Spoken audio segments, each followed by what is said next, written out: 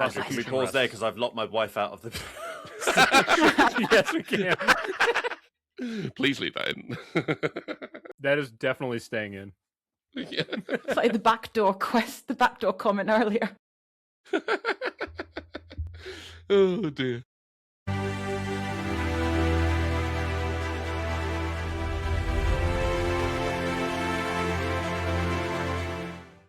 Okay, 45 films. 6 of them just happen to star Denzel. 6 decades under their belt. $6.5 billion grossed at the box. 2 legendary filmmaking brothers. Ridley Scott versus Tony Scott. It's time to kick off a new long-awaited series. It is time for a real argument.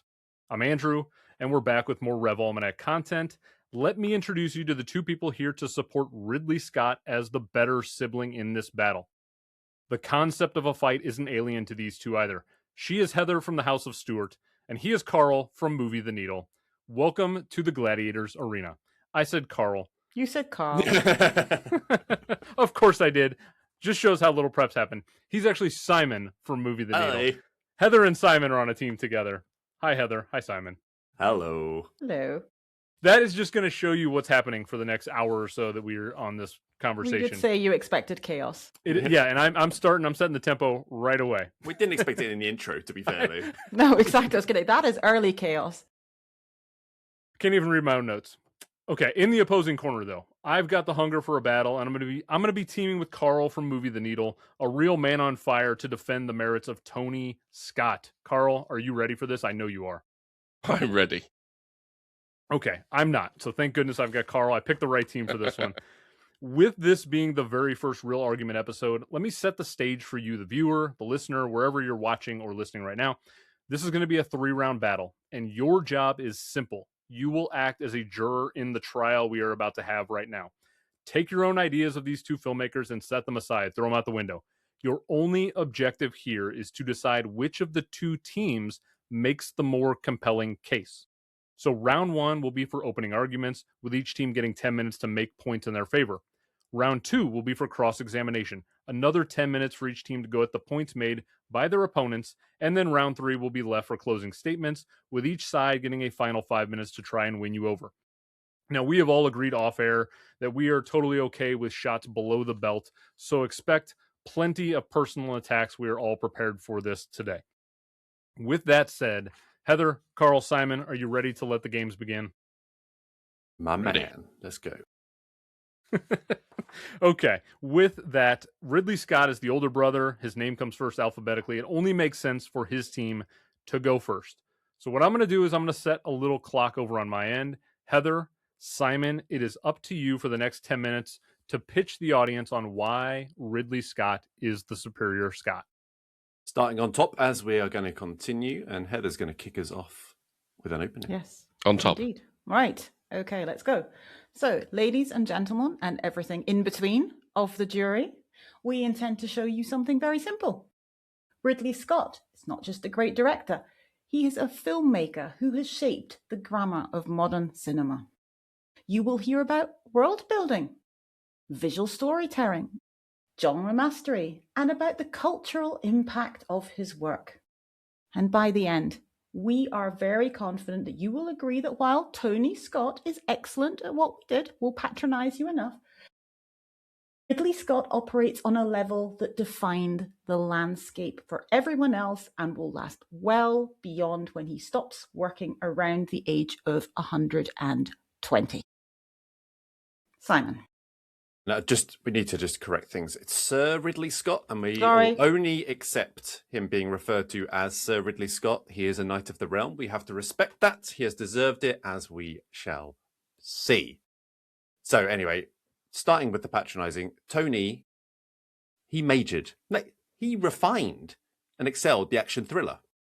Not taking that away from him. He's nailed it. Absolutely nailed that. Ridley, though, has consistently crossed genres and excelled. He's not just tackled one genre, gone after it, done a good job, come back again, tweaked it slightly, refined it, and on we go. Now, Ridley Scott, most directors, maybe if they're lucky, they get one masterpiece. Ridley has at least 4, and I'm being conservative, 4 in completely different genres across not 1, not 2, not 3, 4 decades. That is not a hot streak. That is not just a run. That is showing that he can adapt over time and excel. We've got Alien, monster horror. We've got Blade Runner, dystopian sci-fi. We've got Gladiator, sword and sandals epic. We've got Thelma and Louise, crime, modern western, feminist iconography. And that's not even including some of the borderline ones I really like. American Gangster, The Last Duel. All fantastic stuff. Now, Ridley has covered basically as well the whole of history of mankind from across time and into the future on this planet and beyond. The sheer vastness of the canvas that he has painted across his filmography is pretty incredible. His films range widely in setting and period. They showcase memorable imagery of urban environments, spanning 2nd century Rome in Gladiator, 12th century Jerusalem, Kingdom of Heaven, 14th century France in The Last Duel, medieval England in Robin Hood. Well, won't talk much about that one though. Ancient Memphis in Exodus, Gods and Kings. Again, not going to be talking too much about that one either. And contemporary Somalia, Black Hawk Down. But the principle of the thing. The principle of the thing. God damn it. Plus, you got the futuristic cityscapes of LA and then Blade Runner, the extraterrestrial worlds of Alien, Prometheus, The Martian. And sure, not all of these are absolute classics. You can't have banger after banger after banger after banger over 40, 50, 60 years that he's been going for. But you've got to admire the audacity to cover such a broad canvas across those 6 different decades. Ridley has shown that he can also do breezy and entertaining with Matchstick Men. One of those films that I really connected with, one of the first films that I saw as a 18-year-old at university when it first came out. And although I haven't watched it in 22 years, a bit risky bringing it up here, I suppose, I'm sure it stands the test of time. Over to you, Heather. Yes. And it's not just genre defining. Ridley has also built worlds that other directors can only aim to achieve, or in fact are influenced by. Let's take, for example, his work on Alien. He redefined world building in science fiction. He imagined space not sleek, not heroic, industrial, oppressive. The Nostromo feels like a workplace. It's shaped by corporations. This realism makes the horror all the more believable. He created, together with H.R. Giger, a coherent alien ecosystem. Biological, ancient, and it doesn't give a shit about humanity. That approach reinvented sci-fi horror. It influenced how films build immersive worlds. It introduced a new kind of female protagonist in Ripley. How many times is she named as everybody's top heroine, or even just top hero across all films? And set a darker, more cyclical tone that still shapes science fiction today. Simon, you have another example. Yeah, I mean, he's influenced a whole generation of filmmakers. Just a real one-off. Guillermo del Toro, he for one lists Blade Runner as one of his 5 favorite movies of all time. It's also evidently influenced others, including Nolan and a whole host of set designers, cinematographers, and more from that iconic movie. Now, do I know what any of those jobs really do? No, but that doesn't mean it isn't true, okay? It doesn't mean it isn't true. He created and defined the cyberpunk look with Blade Runner, that atmosphere, and indeed that whole world building, as Heather's already said, technological, advanced future with social order breakdown that you see throughout that modern sci-fi that you see today. All done practically using sets and innovative lighting. It feels vast, yet it's got that detail when you zoom in to it as well. And it's also strangely relatable 50 odd years on. My maths I need to work on, 40 odd years on. You see also the influence of things such as the Dark Knight trilogy and the Matrix, or the Matrix Reloaded trilogy, as Carl might want to call it. It also opened the door to more ambitious and intellectual sci-fi stories told on that massive scale. Heather, back to you. Are we giving more examples? How are we doing for time? How are we doing? Yeah, let's move on. You got about 3.5 minutes. Let's talk about his ambition. Okay, we'll just say Gladiator and The Martian, also world building. We can cover this later if we need to. Right, okay. So when comparing Ridley and Tony, a common criticism may well be that Ridley is less consistent, perhaps. He has high highs, but he has low lows. We've mentioned maybe one of them that we didn't want to mention so early. Doesn't matter. Not to say that The House of Gucci is not influential, however, because very memeable. Also influential. Hey, and I will now do the rest of my defense in Jared Leto. No, I won't. Fuck that. Okay, I'll do that cross-examination in that. Yes, a cappuccino. Yes. But, and it's true, we'll admit this, but what matters is why. I don't think the royal we, do not believe his inconsistency is a weakness. It is because of his sheer ambition. And cinema history is shaped by ambition. So let's start with the highs. We've talked about them. We have them defining genres. We have them building worlds. We have Alien with science fiction and horror. We have Blade Runner transforming science fiction, influencing multiple directors. And also to point out, maybe we will all be revisiting House of Gucci because Blade Runner also very divisive on release, but now regarded by certain people on the other opposing side as one of the best and most influential films ever. Then there's Gladiator. Okay, my opinion may vary on that, but it still did win awards, so it resurrected the historical epic. It produced a sequel, which, yes, we will talk about because that is also defining something. I don't know what, but it's defining something for modern audiences. Thelma and Louise, a cultural landmark, though two women getting into Best Lead Actress doesn't happen that often. Reshaping the way mainstream cinema treated female agency and freedom. Speaking of a film I saw yesterday, clearly influenced by it. Decades later, The Martian showed big budget science fiction could be intelligent, hopeful, and character driven. This is not isolated successes, they are peaks. Now, yes, he does have films that don't fully work. Okay, whatever. But the point is, his low points are coming from aiming too high rather than just playing it safe. Everybody's acting in a different movie in House of Gucci. Who else is doing this? Prometheus tries to merge a blockbuster with theology and creation myth. Fine. The Counselor, aggressively bleak.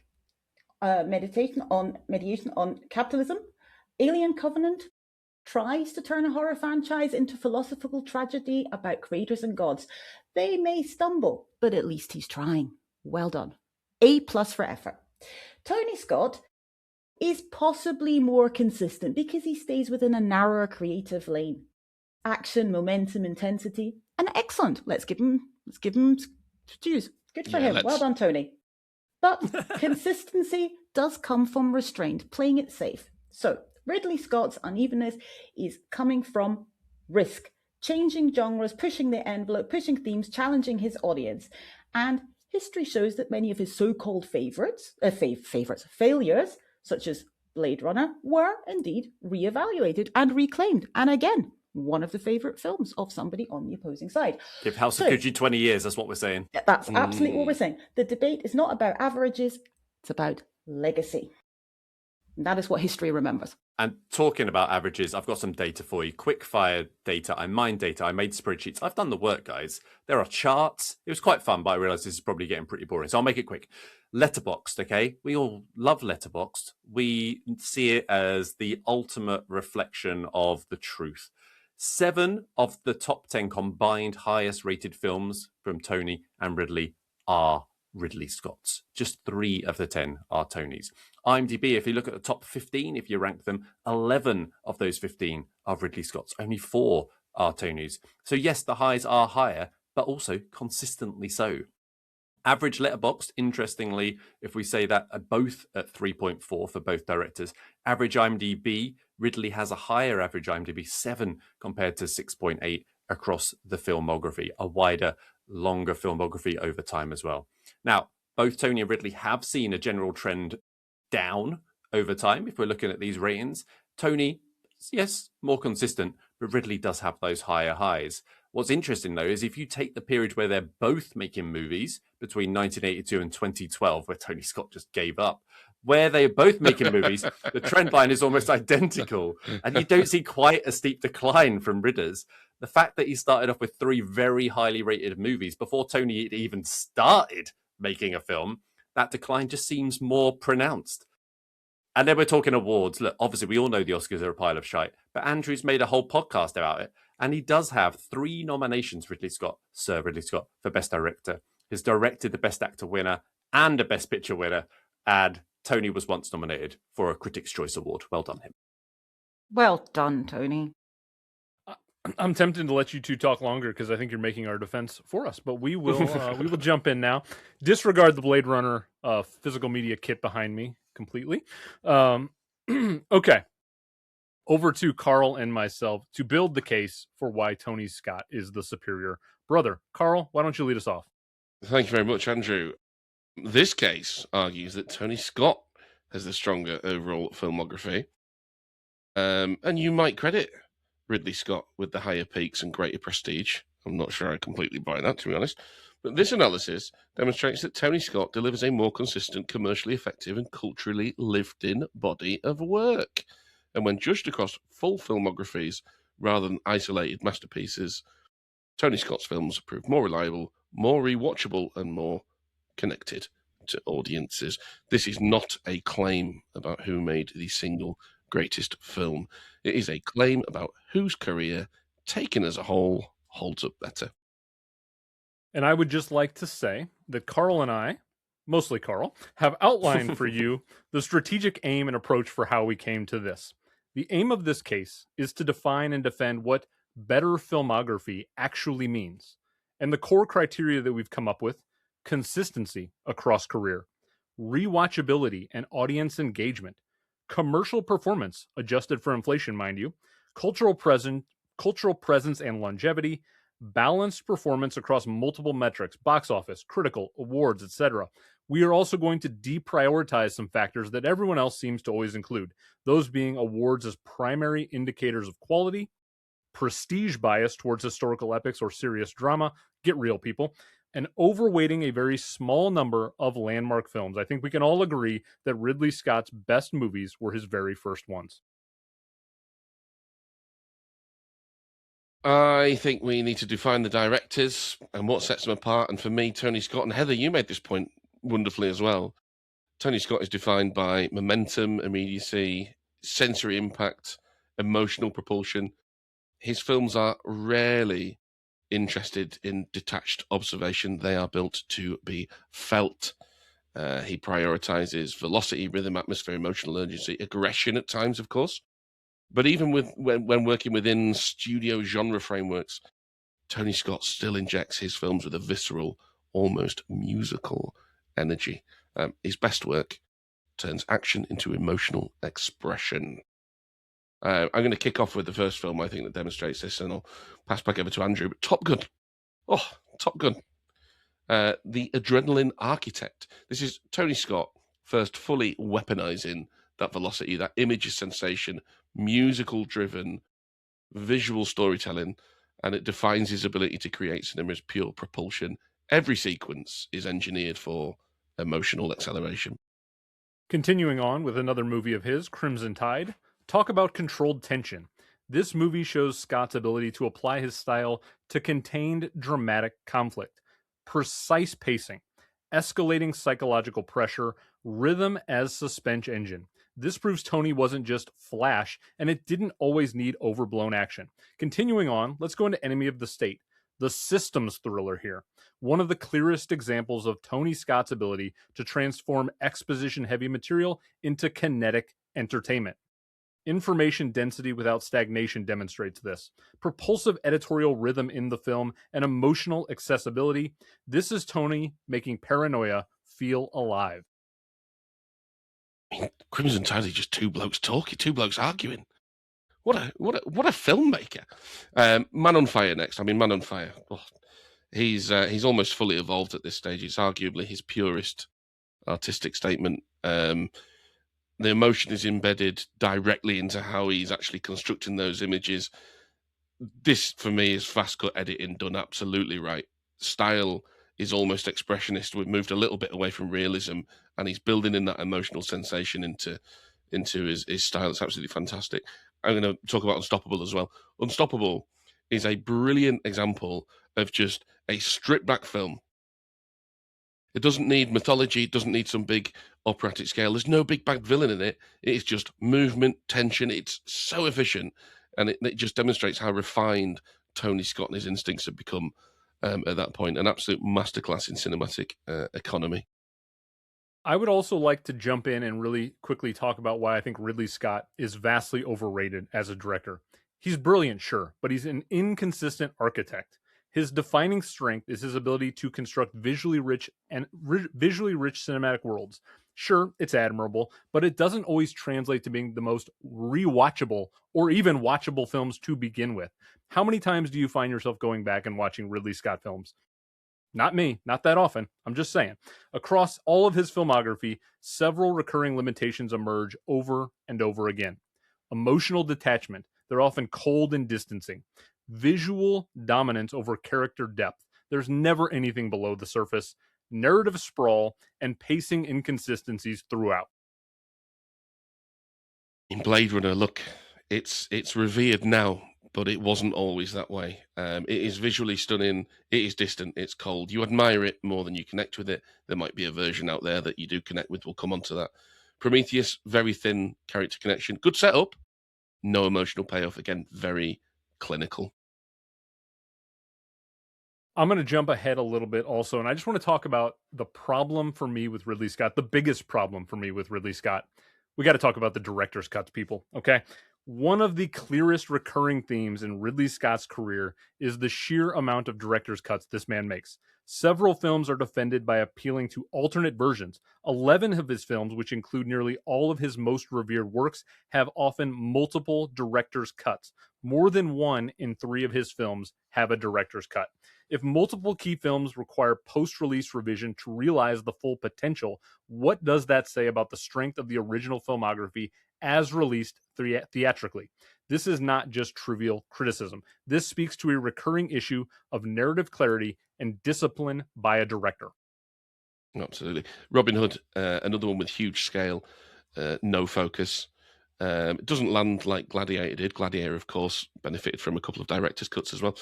Napoleon, paradoxically sprawling despite aggressive compression.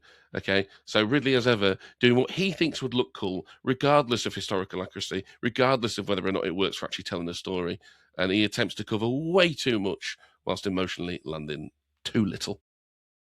I'm going to jump in one final time, and then I'm going to turn it over to Carl, because if Simon thought he had some good stats for you, just you wait, people. Okay, so Tony Scott has 16 feature films under his belt. And when you look at those films top to bottom, they're tight. It's a focused career with minimal drift. The man knew what he was making, and he stuck to his guns, literally. Ridley Scott, on the other hand, 29 feature films. Sure, it's a broad, expansive career, multiple phases. However, it's very inconsistent and deeply, deeply flawed. Right. Let's talk about feel a little bit, and let's try back that up with some data. Tony Scott films, we've both sort of touched on this point, built for repeat viewing, driven by energy, music, pacing, and emotion.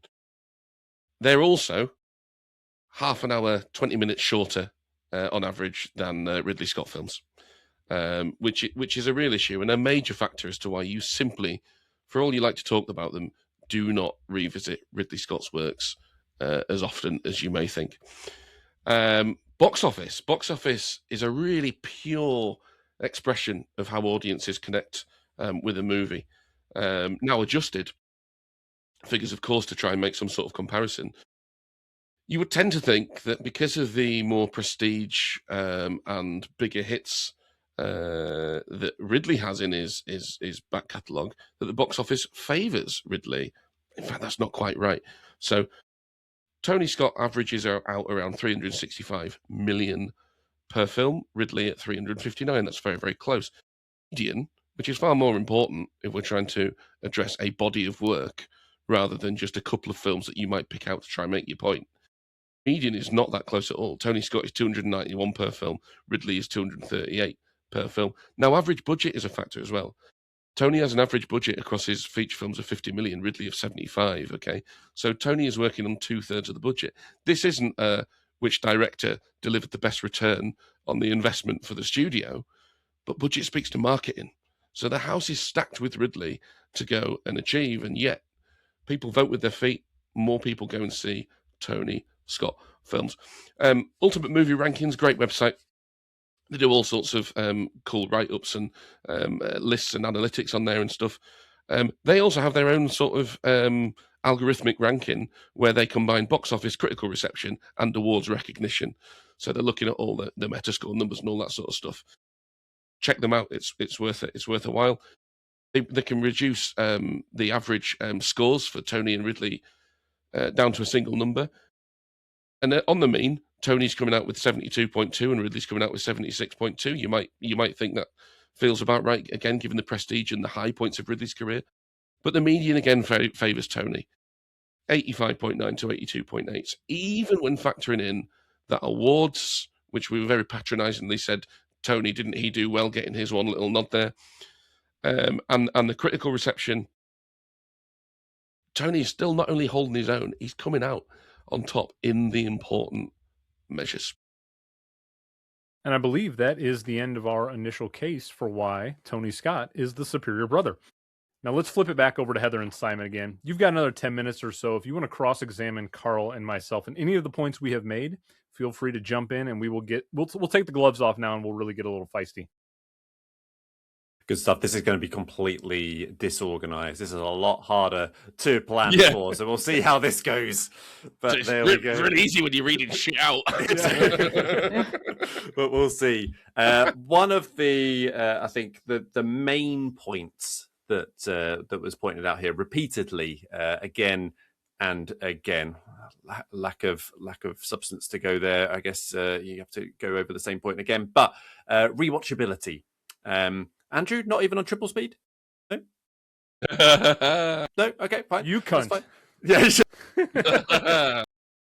Got to hide that thing in the back of his...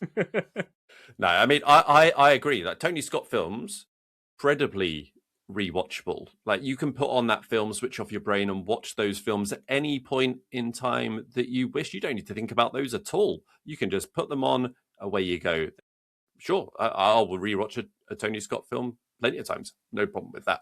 I would argue, though, that a lot of Ridley's work is also rewatchable, but I think for different reasons. There is that depth, both in content, but in that imagery and world building that rewards those repeat viewings and subsequent discussion.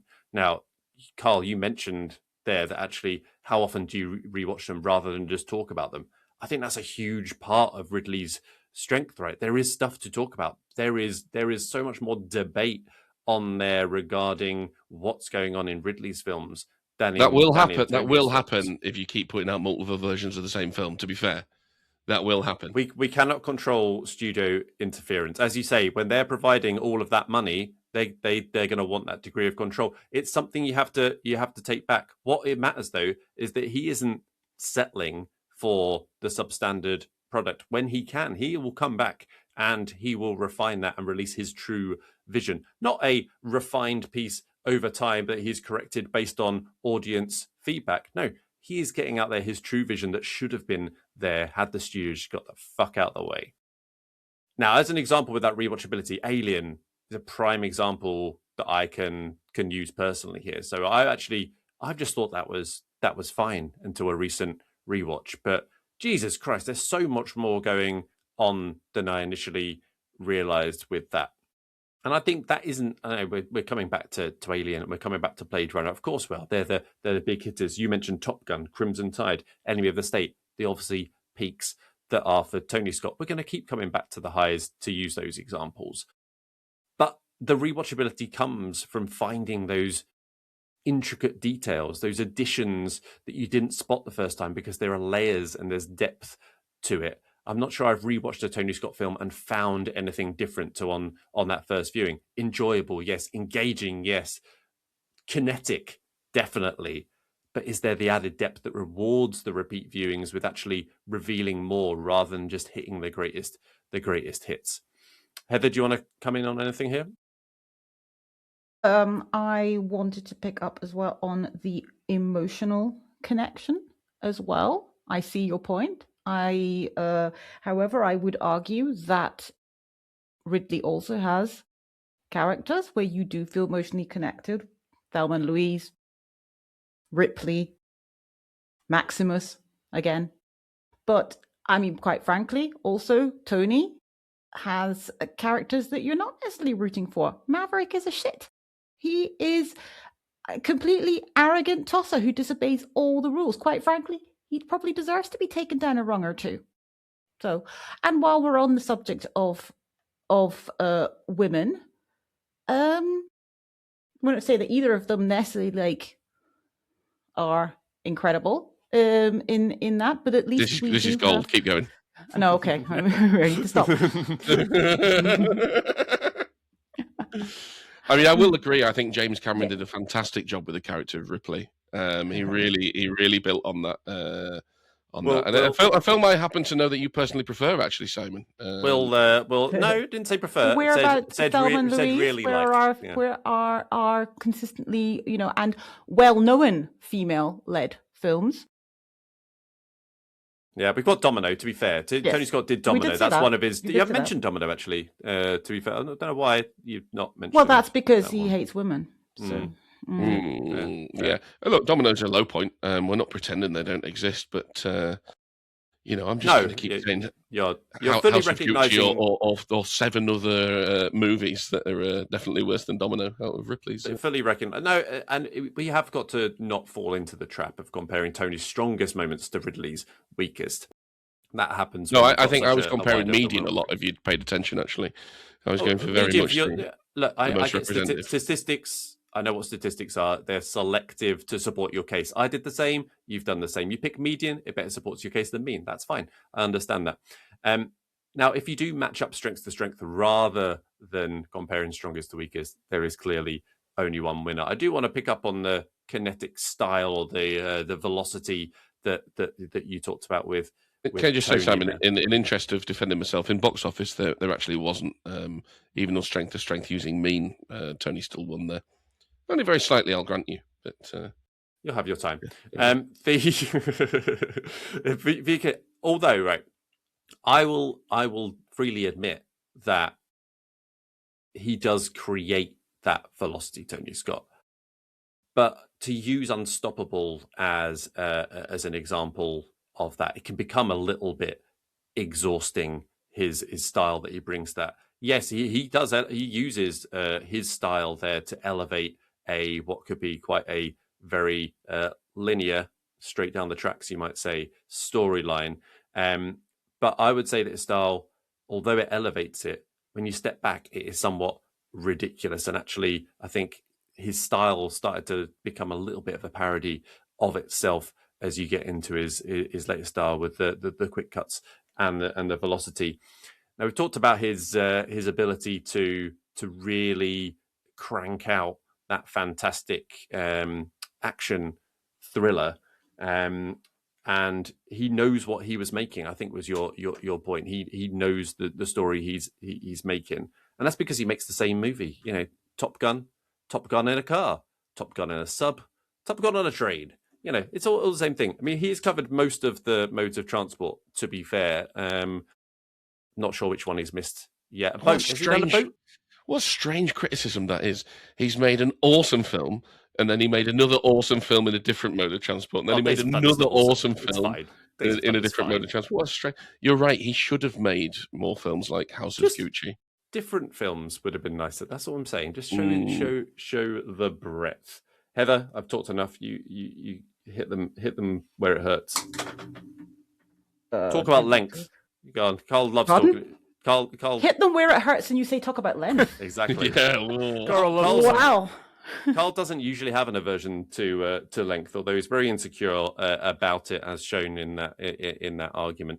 And I think the length comes from, for Ridley, the fact that overreach. Yeah, he's building something. It's not just a surface level thing. You have to have that duration and girth behind it in order to build that world that he's having. Yes, and some of his and the most rewatchable films, indeed, are very long films because they are well paced. You are stressing his pacing is bad. I disagree. I have got extremely bored occasionally watching short films as well, if they don't engage me and I just don't care, honestly, about cars or submarines and everything. And before anybody starts and says, woman, please, I identify as a film bro, okay? Yeah, so yeah. it's Heather, not can I that. just double check I understood that, though? Your point for saying that Ridley's movies are well-paced is because you've been bored in other short films. Did I get that What right? I'm saying is, Yeah. is that short films Yes. do not mean that they are necessarily always rewatchable and well paced. Yeah, okay, I did understand correctly. Yeah. Now talk to me about Ridley and Tony's films. Also, you said that his later films, after Tony stopped making his films, which I'm delighted that I was not the one to mention to say that. I would just argue that we do have some great films. We have The Martian. We have The Last Duel. Ridley said of Tony, he was very close to Tony. He said, I would often ring him, and within half an hour, I'd have 36 pages of notes on my latest film that I was working on. My God, we missed that post 2012, didn't we? Ridley certainly missed it. Imagine how much better his filmography would have been, Ridley's, if Tony was still around. I think that's a bridge too far, that one. Yeah, that's below the belt, isn't it? Now that is a long film. That's that is a long film. That's definitely too long. I mean, you also talked about Tony Scott's almost like musicality, was it? I think the phrase music. They said, and we had a great point. Yeah, I mean, we said the same point, both of us. Yeah, the musicality. I think the first thing is because I think a lot of that musicality comes from it looking like a music video, and the inspiration. That's kind of his influence on the filming world. Michael Bay, well influenced on there for sure. But I think that's where that musicality certainly comes from, and it works very well. It does work very well. This is brilliant. You've made most of our case for us. I'm really enjoying this. Oh, but we're not. We're very reasonable people. We were focusing on Ridley. We did not focus as you'd focused on Ridley as well. I think we're all generally focusing on Ridley, which, well, we can recognize greatness, right? Of course, we can do that, but we can also just cut straight to the point and say, whilst this is good, we can understand what is better, and that's all we're doing here. Yeah, we're being very fair here. Well, we will be very unfair. It's our turn to cross-examine now. Go for it. I would like to just start off, and Carl, I know you have a ton of wonderful notes over there to cross-examine. I would like to start off with this notion: we all, as movie fans, have this wonderful selective forgetfulness when it comes to Ridley Scott's career. I, someone who prides myself on watching far too many movies, forgot half of these movies in his filmography. Things like Legend, Someone to Watch Over Me, Black Rain, 1492, Conquest of Paradise, on and on. Ridley Scott, it's fascinating to me that people just like to forget that some of his terrible movies even exist and just pretend that two of his first three movies are the most important films in his whole career, as opposed to Tony, who made 16 films that live with people over and over and over and over. And Ridley has just gotten this wonderful pass by the film world for all these shit movies he's made that people like to pretend don't even exist in the space. But because they live with you, it doesn't mean they're good. I mean, I have mold, potentially, that lives with me, Well, I tell you what else doesn't mean they're good. You're stuck with me, Heather. You said I was not referring to you necessarily, but who knows? Give us another half hour. You guys said so many words. You said so many words about building worlds. Got a lot of words, great words, good words, the best words. History. We had the best words. He's explored so much history, more history than anyone else. No, you said so many words about history. The best history, about building worlds and exploring history, and in there wasn't. And he makes really, really enjoyable films. Is there any chance? Could he find the time whilst? Look, he's a brilliant. He's got an eye for a shot. He's fantastic. So when you talk about directors framing a shot, and especially when you're talking about the historical epics, maybe there's no one better than Ridley. bully for you. But does that translate to actually a film and the medium that is moving pictures and stringing a story together in a coherent narrative? I see your point. I'm not so sure. I see your point, and I raise you the fact that when I saw House of Gucci, that was one of my best cinematic experiences ever. If you're talking about having fun. I have fun watching Tony Scott films. Doesn't mean they're the best films. And that's not what we were discussing. We were discussing the best filmography, I believe, or the best director. Actually. Actually, I believe so. I mean, I see that we've turned the argument, or rather the other side's turned the argument to what it originally was, I think. I believe. But either way, I would like to continue our point in terms of, I think Ridley's lost the plot a little bit, especially post Tony's passing. He's literally 100 years old, Andrew. Yes, please give him a break. You get that old. Those films don't exist. They exist. And beyond that, the man has decided. The last Duel. The man has decided he wants to make 2 movies a year sometimes, one of which he's not even on the set for, as reports have pointed out there. Since 2017. The talent of the man to be able to do that, though. I mean, that is incredible. Also clearly in touch with modern technology. Good for him as a 90-plus-year-old. Full head of hair as well, just to point out. I mean, I think he is emotionally checked out completely. He his better days are long, long behind him. May he quit making movies. Yeah. Listen, Heather, at one point you essentially said that, look, it doesn't matter that he's made a load of shit movies because he's trying. He tries too hard and he cares too much. And if anyone hasn't put that on their performance review at the end of the year, then you're not doing it properly. It's the go-to interview question, isn't it? It's just like, what's one of your weaknesses? Well, the problem is I care too much. I actually tried too hard. Yes. It's the common thing when you're reading between the lines of a reference that you get, and it says, always tried very hard. Didn't succeed. Yes, it is it? I like the other thing. What's your biggest weakness? Honesty. Well, I don't think that's a weakness. I don't give a fuck what you think. There we go. Look, I will take issue a little bit with the idea that substance isn't in Tony's films, but is somehow present in Ridley's. Ridder's. See, Freudian slip. You're so influenced. I've got James Cameron on the brain again. Influenced that you are saying Ripley. That just shows how epic that character is. There's more to connecting with stories and films and experiencing them than just putting some interesting time and places on screens, or doesn't this look, interesting, the whole cyberpunk thing and all the rest of it. You've actually got to put some work in to connect with your characters. Ridley, in my opinion, is well short of that, and that is somewhere where Tony excels. His partnership with Denzel is definitely Denzel's best work. You compare that to, he's not bad in American Gangster, but how cold that film is and how reserved that character is compared to what Tony was getting out of Denzel. There isn't the same connection there at all, in my opinion. I also think my final point would be that, sure, we've talked about Alien plenty of times. I think we can all agree that Alien is Ridley's best work. And I think Ridley agrees that it's his best work, which is why anytime he's having a little bit of a down period in his career, he decides, let's go back to that world and make another fucking Alien movie. And how about another fucking Alien movie? And I'm sure he would love to make another Alien movie while he's struggling now. Anytime he needs to go to the well, he will happily go there over and over. Simon, final one from me. You said that that Ridder's consistently crossed genres and excelled. I just want to know, is there a comma in there anywhere? Because I think we can all agree, definitely consistently cross genres. Yep, and he excelled. And is right. So he did excel. Yeah, he's excelled. But not consistently. Genres. Not consistently. You can read that how you like, Carl. You'll never see As Simon said, there is a masterpiece in every genre. All right, let's now finish off with round 3. So we're each going to have about 5 minutes to put together our final thoughts on the point that we're going to defend. So Heather, Simon, give us your final take on why Ridley Scott is the superior brother, superior director.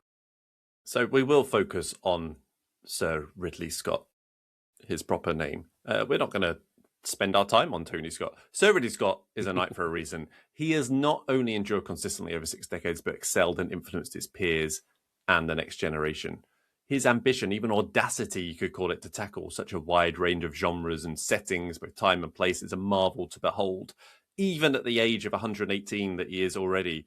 And it's only when you appraise his work as a whole that you fully appreciate the breadth of work. Yes, you can call out some clunkers? Of course you can. Anyone who works for 60 years is going to have some lows. That's totally fine, particularly if he's not on set. What I don't want to do is smear Tony Scott.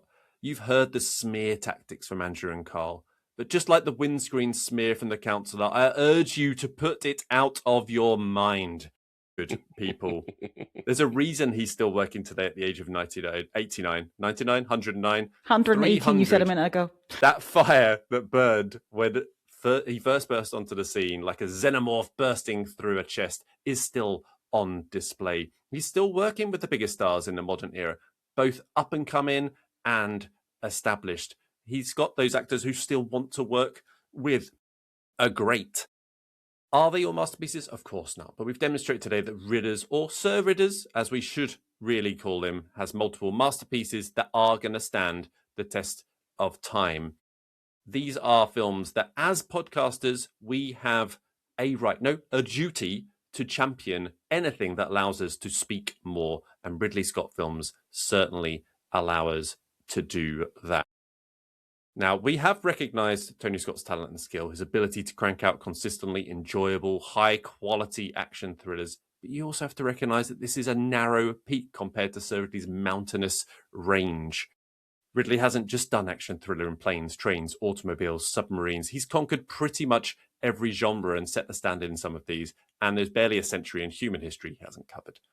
We've backed our arguments with facts and data, means, not medians. Who uses median? No one even knows what the formula for that is in Excel. And yes, it is imperfect data, but we live in an imperfect world. And what is statistics if not selectively showing those figures and support the case you're making while simultaneously ignoring contradictory evidence, which I urge you all to do. Heather, anything else you would like to add? No, I would just say that history does not remember averages. It remembers the high highs. It remembers the... Thank you. Yes, I know we are saying the Oscars are a pile of shit, but we're talking about history here.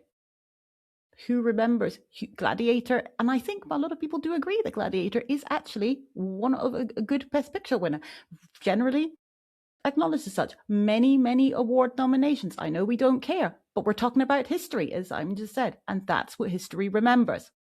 And to bring it all back, the ultimate question was best filmography? I don't know. Was it the most consistent filmography on median averages? No, it was who is the best filmography, who is the best director. And I just say, high highs. And that is what people remember.